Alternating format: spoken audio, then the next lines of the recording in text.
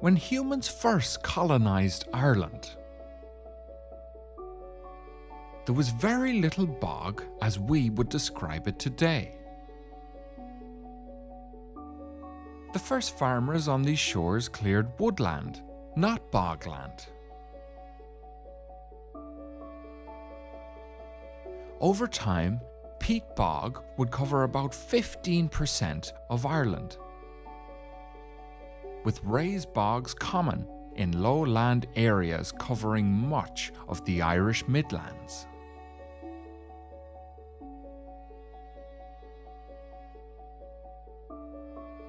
Farming was forced to retreat as the bogs expanded, becoming wild, uninhabitable land.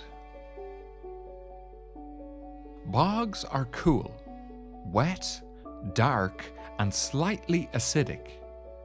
They alter the effects of bacteria and fungi so that materials in bogs decay extremely slowly. Over the centuries, such items as tools, weapons, and ornaments have been found along with articles of clothing and human bodies, revealing much of the daily lives of our ancestors. It is possible that bogs were regular burial grounds, and as such, they were considered to be the entry point into the other world. The Abbeyleix Bog has yielded its share of archaeological finds. Most notably, two excellent examples of bog butter. It is supposed to have been buried for safety and to give it a particular taste and consistency, much like old dry Stilton cheese.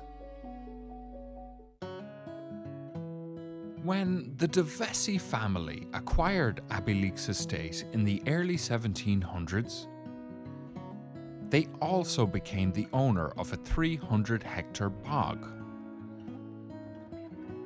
During the famine, a complex system of drains were built on the bog, and the water lines that came off it had the capacity to power 3 mills. In 1865, the railway came to Abbeyleix, when the first phase to join the Dublin-Cork line and the Kilkenny-Waterford line was completed. A section of the railway line went through the Abbeyleix Bog,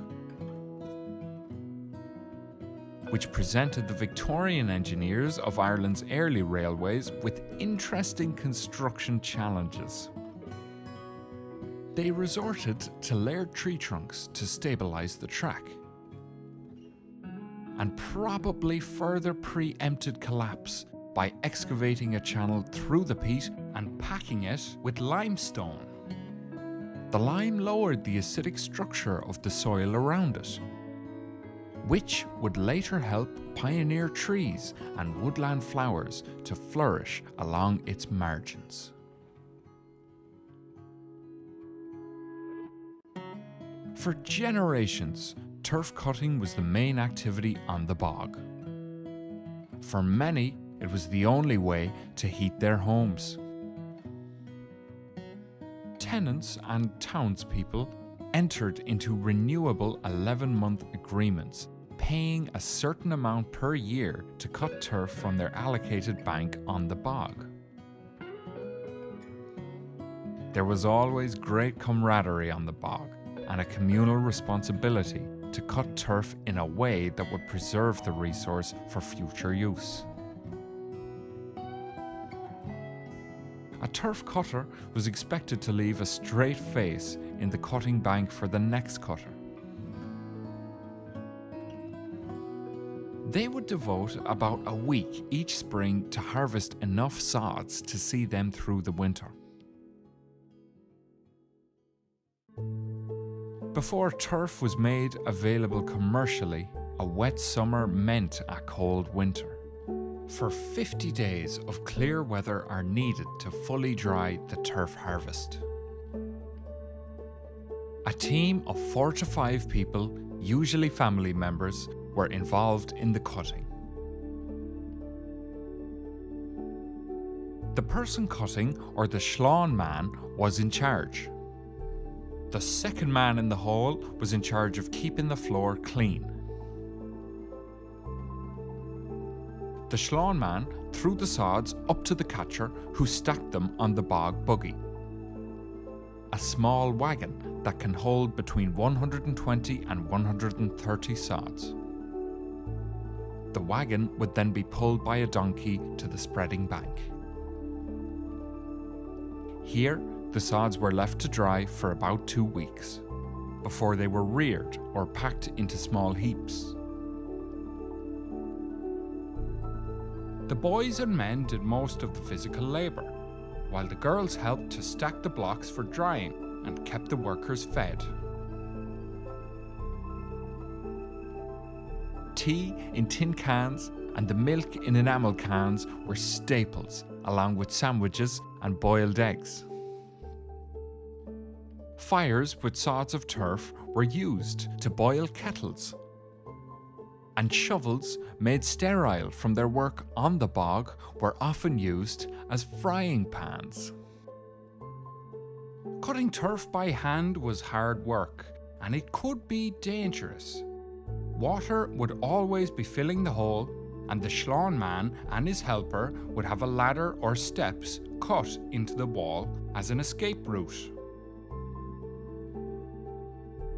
For the many children who grew up around the bog, working there provided a welcome break from school during spring, cutting turf on the bog with their families in preparation for the winter. In the summer, it transformed into a playground, albeit a potentially dangerous one.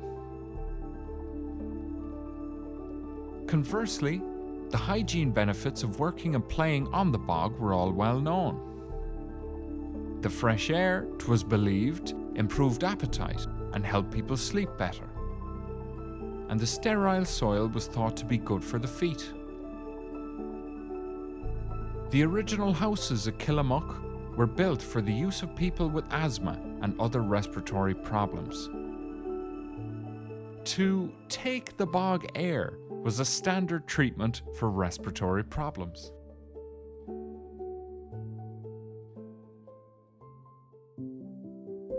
World War II, known as the Emergency in Ireland, greatly increased the importance of the bog to the local people.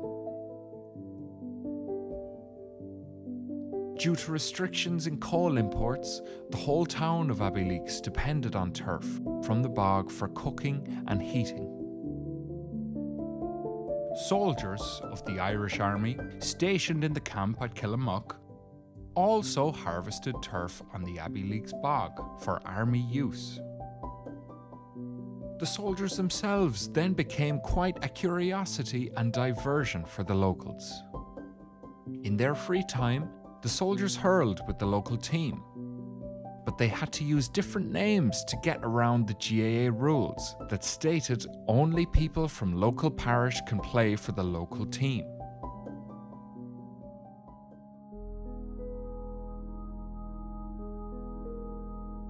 A lot changed for the bog and people's relationship with it in the post-war period. After almost a century of trains running through Abbeyleix, Irish Rail decided to close the line. The last train to arrive and leave from Abbeyleix Station did so on Monday, 31st of December, 1962.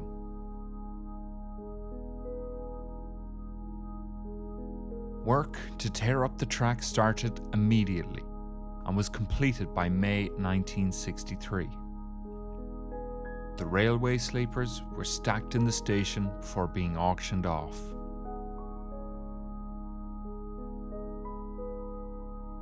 Turf cutting too came to a gradual halt between the late 1950s and the early 1960s.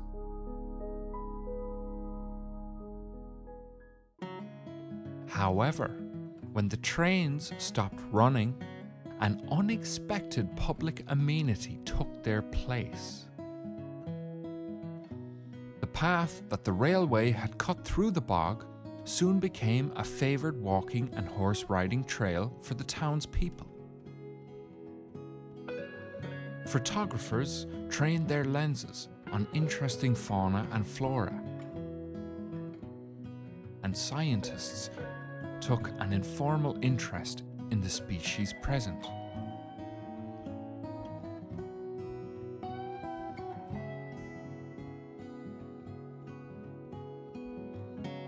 In 2000, plans to establish a formal walking trail along the old railway line sparked a community effort that would change the course of history for Abbeyleix and its bog. Thanks to the concerted conservation effort, the bog would soon become a focal point of community activity once more.